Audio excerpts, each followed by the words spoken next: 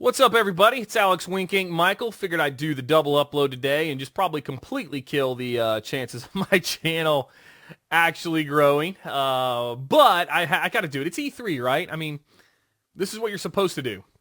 Let's upload a bunch of videos reacting to E3 and hope for the best. But we did the reaction video for Bethesda earlier today. Ubisoft has had their chance in the sunlight. And man, I don't know about the Ubisoft show. I mean, I thought Bethesda was like mediocre, borderline, kind of bad, but Ubisoft's, I didn't get a lot out of it. And Ubisoft always does weird stuff, I feel like. But I really think they missed the mark on some things. Like, they really could have done some really cool things. It's like they were on the cusp of doing some stuff, and then it just kind of went bye-bye. But we are only a couple hours, about an hour and a half at the time of making this video, away from the Square Enix show. I will be dropping a Square Enix video as well, just because I love Square, and I know we're going to see a lot on the Final Fantasy VII Remake, which I'm greatly excited for. But let's get into the Ubisoft, and let's talk about how they did and kind of what we, how I kind of feel looking at it. So, Ubisoft.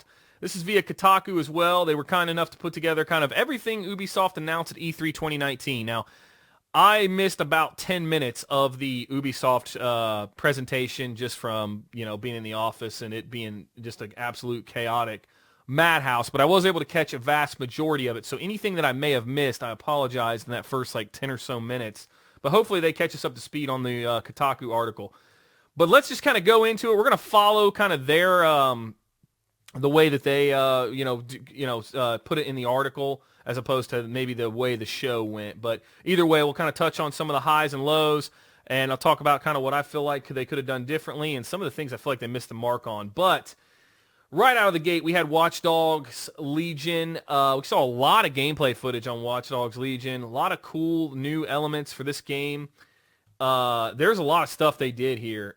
I was really, really surprised with how much. This is a very ambitious game, and I believe it drops, March 6th, 2020 for Watch Dogs Legion. You basically take control of an entire team of resistance agents, from your standard bald chiseled men all the way to little old ladies. It's a fascinating hook. You can actually recruit and play as anyone you see in the game.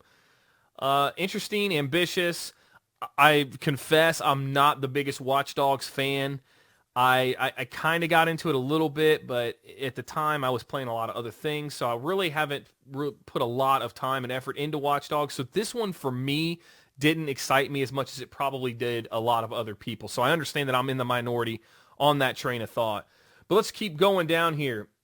We also got a new adventure game brought to us by the Assassin's Creed Odyssey team called Gods and Monsters. Basically, it looks like what their comparison is being drawn is it's a Breath of the Wild with a Greek-type element to it. Has a really big kind of Breath of the Wild style. I would definitely recommend you check this trailer out. This was pretty cool looking to see, albeit, it wasn't a heavy hitter like a Splinter Cell or whatnot, but this has a lot of potential, and I mean there's something to be said for that. Roller Champions, I'll jump back up here in a minute. Roller Champions is being compared to Rocket League. As far as it's a Rocket League type game, you obviously are in the skating rink, very much like Alita, Battle Angel I've seen, or like the old school roller derby things. You're in there and you're trying to score goals. I couldn't tell in the demo, the gameplay demo, but this is actually available now to play. So you can download this demo right now and play this game and give it a try. I believe it's the alpha version of it. But, again, this looks pretty interesting. And from what people are saying, the review feedback is very positive on this, that it's a Rocket League competitor, very similar in that style. So that's pretty cool to see. Rocket League's immensely popular, awesome game. If you haven't played it, check out Rocket League. But Roller Champions, something to look forward to. Rainbow Six Quarantine, another zombie game. I guess I shouldn't say zombie because I don't know for sure what it is. But I am not as excited about this. I mean, they didn't show really anything other than a cinematic trailer, which, again, I'm one of the few. I'm okay with that when you're doing a brand new reveal for a new game or a new IP or a new franchise. I'm okay with just a cinematic trailer. But they're saying this is basically built off of, I think the way that the lady described it was it's still built off of the Rainbow Six Siege engine, maybe, or even takes that all together. And this is like a 3v3. It's a three-player tactical. It's a PvE co-op game. coming in early 2020. Sort of has like a horror element to it. Again, if you're interested in Rainbow Six at all, I would definitely recommend checking out this trailer. It is very short, albeit as good as maybe it could be. We'll see. Just Dance. Oh man, this was just this is one of the things that Ubisoft could have done a little bit differently, in my opinion, with the Just Dance reveal. They basically had a bunch of people come out and do this dance thing in typical Ubisoft fashion. It was very colorful, very talented dancers. There's no doubt about it, but this kind of stuff just kind of whiffs at E3. This isn't what people, come to see. It would have been better to bring out a celebrity presenter, somebody that is going to be a home run in the music industry. I don't know who that could be, but hopefully Ubisoft could do their due diligence. But instead, they had a bunch of people dancing. At least they kept it short. That is the one great thing about the Ubisoft show. They just kept rolling and rolling. Didn't get really hung up on stuff too much. I guess what I'm trying to say is it was a good thing that maybe they incorporated something different, and that was cool to see, I guess, in some regards. So maybe some people really liked that about Just Dance, and if they did, that's awesome for them. Here we go again. This is another swing and a miss for me. A new mobile strategy game called Tom Clancy's Elite Squad. This didn't blow me away at all. This looks terrible. I'm just going to say it. To me, this looks awful. And you can play as multiple Tom Clancy characters. I don't know. This just looks bad. And I hate seeing these mobile games, especially when when it's a AAA studio that's making mobile games and showcasing them like this. Again, I will say at least it was short and sweet. I do play mobile games. I play a lot of them. But this one still just kind of left a bad taste in my mouth. It just looked kind of bad. They also came out and they had the worst hype guy I've ever seen for The Division 2. I don't know who he was. Maybe he's an awesome developer, but man, he fell flat. It will be free to play from June 13th through 16th. They also have a major update called DC Outskirts Expeditions. I love The Division 2. I like where they're going with it. I love that they're continuing to support it. I don't have anything really negative to say other than, the guy that they brought out to talk about it, it just was really odd. But either way, it wouldn't be an Ubisoft show without some weird stuff happening. The other thing is there's a Division movie. I think it stars Jessica Chastain and Jake Gyllenhaal. And it's going to be a Netflix movie. And David Leitch, I'm sorry, I'm saying his name wrong, but it's the same guy that did a lot of, he's the director, and he's done a lot of really cool stuff. I believe he's been involved with John Wick, other things like that. So this could be a really good film on Netflix. It's going to be a Netflix, exclusive, or however they do that. Rainbow Six Siege has Operation Phantom Sight is out tomorrow. That's the next season. Not bad. Very good. They're still continuing to support that game. Still has an awesome following. For Honor has a new limited time event called Shadows of the Hitokiri. Didn't see much about that. Adventure Time is crossing over to Brawlhalla. Some of the little notes, but we also have another weird thing. So Ubisoft continuing their, jump into television and film. They have It's Always Sunny in Philadelphia are working with Ubisoft on a TV comedy about game development. And I believe it is on the Apple TV, subscription service. It's called Mythic Quest Raven's Banquet. It's about a team of people, kind of like a cross between The Office and video game development is what I got from it. Actually looked semi-decent, the trailer did. Again, it was an odd thing to see because you're kind of like, well, is Mythic Quest going to turn into a game? And it possibly could. So this could be an ingenious marketing move by Ubisoft to gauge the temperature of this MMO and then maybe bring it out one day and say, hey, guess what? The Mythic Quest TV show. The only other time I remember this happening was with whatever that bad sci-fi game was called, and I can't think of it right now, where the show was on sci-fi while you... I can't think of it for the life of me. If you remember it, put it in the comments below, but that thing was terrible. I just can't believe I can't remember it, because I actually played it, but they had like a TV show of it on sci-fi each week while you were playing the game, and they kind of crossed over, but then they really didn't. So this has a lot higher budget, obviously, and could be something special if they were to ever bring a game out. They did not say that was going to happen. They just talked about the television show and had this actor Rob McElhenney come out and talk about it from It's Always Sunny in Philadelphia. Another really cool thing, as you can see in our picture here, John Berthenol brought a dog on stage, and they talked about the upcoming Ghost Recon Breakpoint. This game looks phenomenal. We have confirmed that John Berthenol is the villain Really cool to see him. Obviously, he didn't get the Keanu Reeves treatment with that type of crowd pop, but still, it was cool to have him come out. Here's where I feel like they missed the mark. They should have had him come out in character. 100% should have had him come out in character.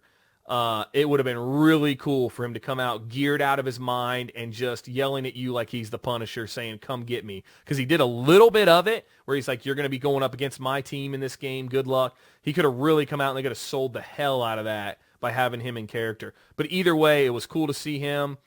They also announced like a new little like community thing called Ghost Recon Delta Company.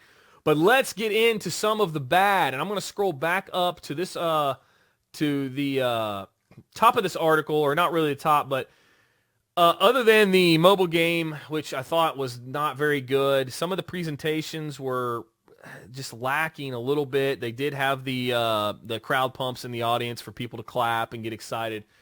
Ubisoft is launching its own game subscription, Uplay Plus. It is $15 a month. It will include over 100 Ubisoft games and all their DLC. I would assume that it's going to include all of the upcoming releases and all their DLC as well. Here's the kicker, though. It's on Google Stadia.